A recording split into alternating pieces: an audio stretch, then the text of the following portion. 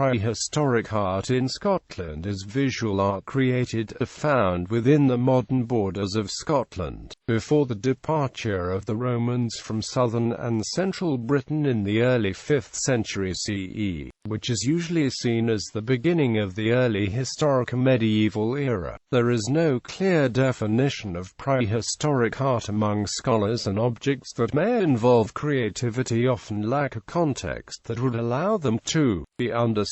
The earliest examples of portable art from what is now Scotland are highly decorated carved stone balls from the Neolithic period, which share patterns with Irish and Scottish stone carvings. Other items from this period include elaborate carved maceheads and figurines from Links of Noltland, including the Westray Wife, which is the earliest known depiction of a human face from Scotland. For the Bronze Age there are examples of carvings, including the first representations of objects and cup and ring marks, representations of an axe and a boat at the Recrew in Cairn in Kilmartin, and a boat pecked into Weems Cave, are probably the oldest two-dimensional representations of real objects that survive in Scotland. Elaborate carved stone battle axes may be symbolic representations of power. Surviving metalwork includes gold lunula neck plates, jet-beaded necklaces, and elaborate weaponry, such as leaf swords and ceremonial shields of sheet bronze.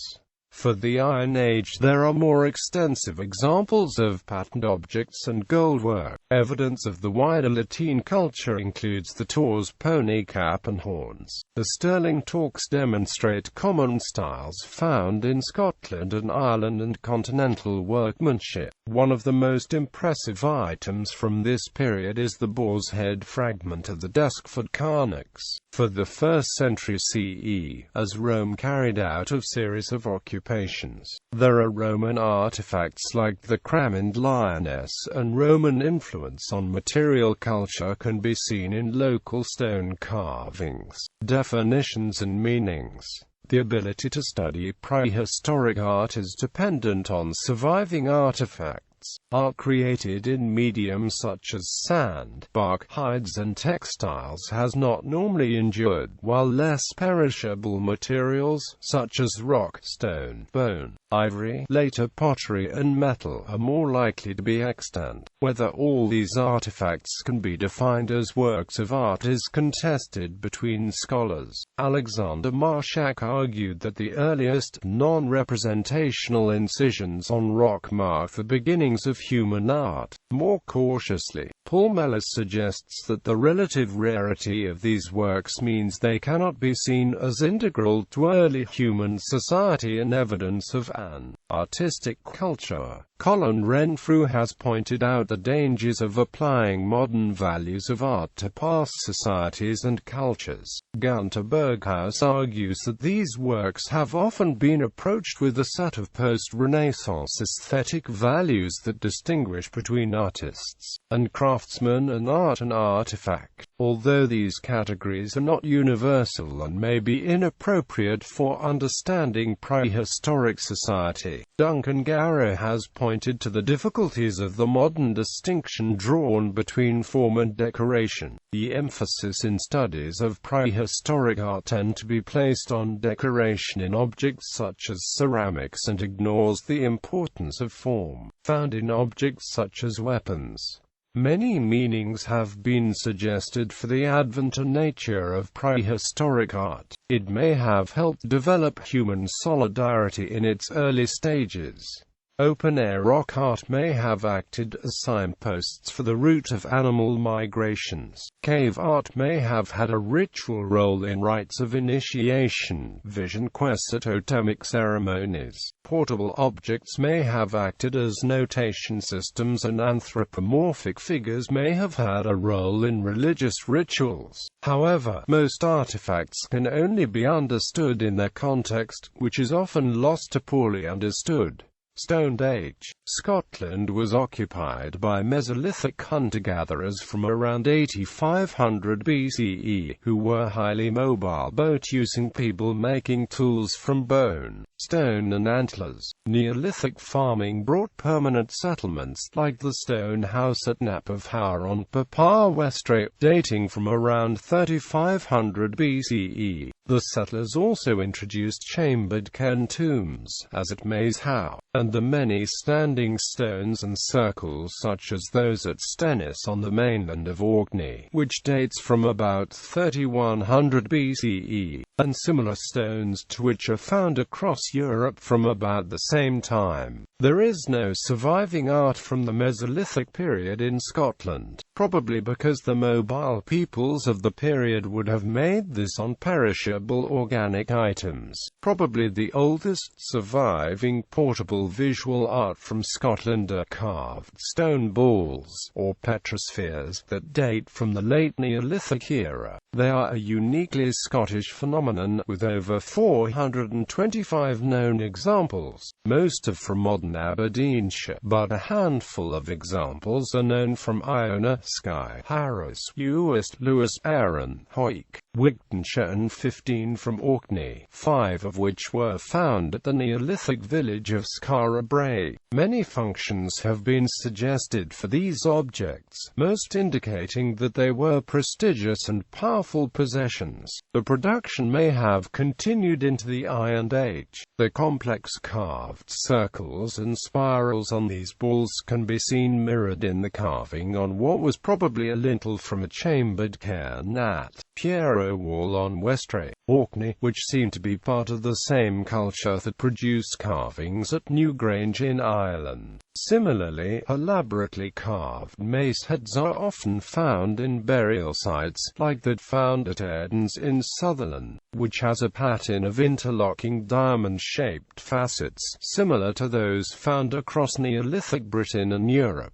Pottery appeared in the Neolithic period once hunters and gatherers transitioned to a sedentary lifestyle. Until then they needed to use lightweight, mobile containers. Finely made and decorated unstoneware survives from the 4th and 3rd millennia BCE and is named after the Unston chambered cairn on the mainland of the Orkney Islands. Typical are elegant and distinctive shallow bowls with a band of grooved patterning below the rim, using a technique known as stab and drag. A second variation consists of undecorated, round-bottomed bowls. Unstoneware is mostly found in tombs, specifically tombs of the Orkney Cromarty type, that include the so-called Tomb of the Eagles at Isbister on South Ronaldsay, and Taverso Tuick and Middow in Rousay, but has occasionally been found outside of tombs, as at the farmstead of Nap of Howr on Papa Westray. There are scattered occurrences of unstoneware on the Scottish mainland, as at Balbride, and in the Western Isles, as at Ellendomnewell. Unstoneware may have evolved into the later groovedware style, associated with the builders of the Maceheads class of chambered tomb, which began on Orkney early in the 3rd millennium BCE, and was soon adopted throughout Britain and Ireland. Groovedware vessels are often highly decorated and flat-bottomed, often with patterns similar to those on petrospheres and carved maceheads. In 2009, the Westray Wife, a lozenge-shaped figurine that is believed to be the earliest representation of a human face found in Scotland, was discovered at the site of a Neolithic village at Links of Noltland near Grobust Bay on the north coast of Westray. The figurine's face has 2 dots for eyes, heavy brows and an oblong nose, and a pattern of hatches on the body could represent clothing. 2 figurines were subsequently found at the site in 2010 and 2012. Bronze Age. The Bronze Age began in Scotland about 2000 BCE as new techniques of metalworking began to reach northern Britain. The creation of cairns and megalithic monuments continued. There was probably a fall in population in this period. There is evidence of cellular roundhouses of stone on Shetland and wooden crannogs, roundhouses partially or entirely built on artificial islands. As elsewhere in Europe, hill forts were first introduced in this period.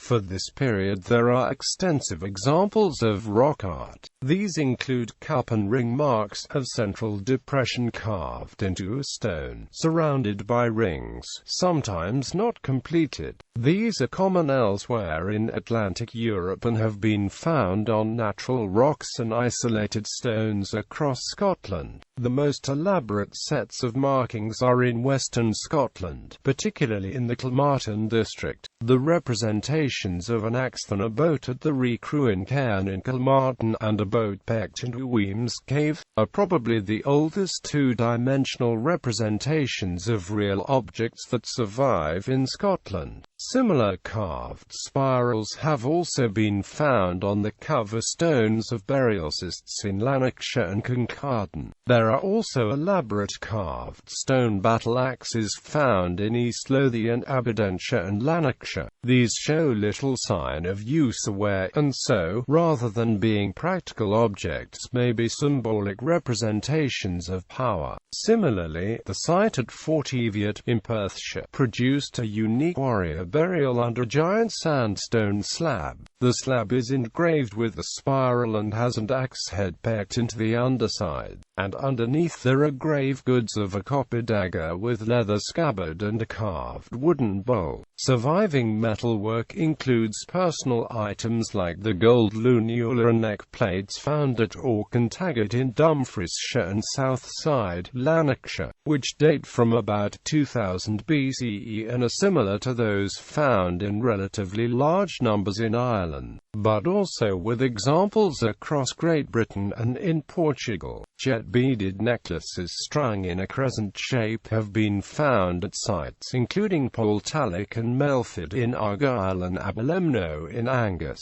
Sophisticated pottery with impressed designs was found in Scotland during the Bronze Age. One example is a decorated grave food vessel dated from about 1000 BCE that was found at a Kincardineshire grave group. Two bronze armlets were also found at the site. Elaborate weaponry includes bronze leaf swords and ceremonial shields of sheet bronze made in Scotland between 900 and 600 BCE. The Migdale hoard is an early Bronze Age find at Skibbo Castle that includes two bronze axes, several pairs of armlets and anklets, and necklaces of 40 bronze beads, ear pendants and bosses of bronze and jet buttons. The Ballachulish Goddess is a life-sized female figure from 700–500 BCE in oak with quartz pebbles for eyes, found at Ballachulish, Argyll. Iron Age. The Iron Age began in Scotland from about the 7th century BCE. For this point there are the first finds of iron artifacts in hoards that are consistent, containing other items that are consistent with Bronze Age practice. There is also evidence of smithing and smelting on some settlement sites. Iron Age society in Scotland shared many traits with southern Britain, Ireland and in some cases continental Europe. These included roundhouses and enclosed and fortified settlements, but it also contained elements of independent development. From the early part of the period there is relatively little metalwork and a larger amount of ceramics. The assemblage of early Iron Age ceramics from Atlantic Scotland is large compared with the rest of Britain. There are a wide variety of forms and styles, some which resemble those of southern Britain, particularly those with incised geometric ornament. By this period Scotland had been penetrated by the wider Latin culture, which is named after the archaeological site of Latine on the north side of Lake Neuchâtel in Switzerland. The Taur's pony cap and horns are perhaps the most impressive of the relatively few finds of Latine decoration from Scotland, and indicate links with Ireland and southern Britain. The sterling torques, found in 2000 2009, are a group of 4 gold torques in different styles, dating from 300 BCE and 100 BCE. 2 demonstrate common styles found in Scotland and Ireland, but the other 2 indicate workmanship from what is now southern France, and the Greek and Roman worlds. There are surviving ring-headed pins, which were probably made locally and not imported, and appear to be part of a British and Irish type that was not part of the Latin culture. There are also spiral finger rings, glass beads and long-handled combs, which are found across Britain, but have local characteristics. The bronze stitchel collar is a large engraved necklace, fastened at the back with a pin. The Mortonhall Scabbard, probably from the 1st century CE, is elaborately decorated with trumpet curves and scrolls. Further north there are finds of massive bronze armlets, often with enamel decoration, like the ones found at Culburn Sands, Moray. One of the most impressive items from this period is the boar's head fragment of the Deskford Carnix, a war trumpet from Deskford in Banffshire, probably dating from the 1st century CE. Similar instruments are mentioned in Roman sources and depicted on the Gundestrup cauldron found in Denmark. In stone carving there are a number of simple stone heads from Scotland, like that found at Cooper Angus in Perthshire, that may date from the Iron Age. They are similar to those found across Great Britain and Ireland, although they are difficult to date and may have been made much later. Roman influence. The Romans began military expeditions into what is now Scotland from about 71 CE, building a series of forts. But by 87 the occupation was limited to the southern uplands, and by the end of the 1st century the northern limit of Roman expansion was a line drawn between the Tyne and Solway Firth. The Romans eventually withdrew to a line in what is now northern England, building the fortification known as Hadrian's Wall from coast to coast. Around 141 CE they undertook a reoccupation of southern Scotland, moving up to construct a new limes between the Firth of Forth and the Firth of Clyde, where they built the fortification known as the Antonine Wall. The wall was overrun and abandoned soon after 160, and the Romans withdrew back to the line of Hadrian's Wall, until Roman authority collapsed in the early 5th century. The Antonine Wall and its associated forts left a direct sculptural legacy in Scotland. There are 19 distant slabs along the wall that depict graphically the victories and marches of the legions involved in its construction. There are also surviving sculptures, including an altar to Diana and Apollo. There is a fountainhead from a bathhouse in the shape of a man's head with a gaping mouth, and the head from a buster statue, perhaps the goddess Fortuna, both found at Bearsden. Roman fort is East Dumbartonshire, both showing a local Celtic influence in the style. Away from the wall, Roman sculptures include the marble head of a Roman emperor, a general, broken from a larger statue, which was found at Hawkshaw, Peebleshire in the late 18th century. It dates to the 2nd century CE and may have been looted from a Roman monument further to the south. The Cramond Lioness is a sculpture, probably imported, of a lioness devouring a bound prisoner, found near the Roman base of Cramond Roman fort near Edinburgh. A relief of the goddess Brigantia found near Birns in Dumfriesshire combines elements of native and classical art. The Newstead helmet, found at the Roman fort in Newstead, near Melrose in Roxburghshire, is one of the most impressive of many finds of Roman arms and armour. The Staffordshire Moorlands Pan is a 2nd century Romano-British truller apparently decorated as a souvenir for a soldier who had served on Hadrian's Wall, and probably made locally. A number of items were also found in the sculptor's cave cover C in Morayshire, including Roman pottery, rings, bracelets, needles and coins, some of which had been reused for ornaments.